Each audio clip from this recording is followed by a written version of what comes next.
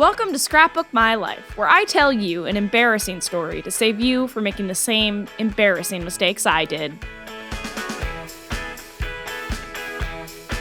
Why do people have to move?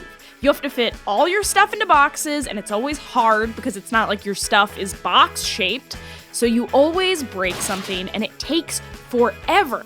And for what? Just so you can go somewhere none of your friends live? Everybody should just stop moving.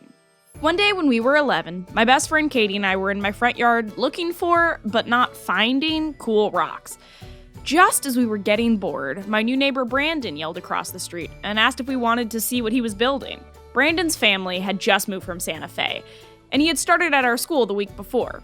He seemed kind of skatery and not like someone we'd normally hang out with. But whatever he wanted to show us had to be more interesting than staring at rocks. So we went to check it out. As soon as we saw it, our jaws hit the sidewalk. Brandon had built a real Tony Hawk-style skateboard halfpipe right in his front yard. He was only 12, he had only lived here for a week, and he had already doubled our neighborhood's coolness. Brandon climbed up the steps to the top of the halfpipe. My palms got sweaty just even looking at him up there. It was so high. He casually hopped on his skateboard and glided down the side of the halfpipe. Katie and I watched him like we were watching a real-life unicorn munch on grass right in front of us. But then, something happened. Suddenly, Brandon flew off his skateboard, floated through the air, and landed right on his face. Katie and I froze. We ran up to see if he was okay. Brandon looked at us, and blood started to trickle out of his mouth. Katie and I both screamed. More blood gushed out of Brandon's mouth. I started to run across the street to get my mom. "Wait, come back!" Brandon yelled. I turned around just in time to see Brandon pop 2 fake blood capsules out of his mouth and start to laugh. "Pranked ya! Fake blood, oldest trick in the book." Katie and I laughed too. Brandon had just pranked us better than we had ever been pranked before. We hung out with Brandon all day. He taught us how to skateboard a little, even though there was still no way I was getting on that halfpipe. We started planning pranks and decided we'd see the new Batman movie together. We all thought Batman's voice was funny. As Katie and I were leaving, Brandon promised to sit with us at lunch on Monday.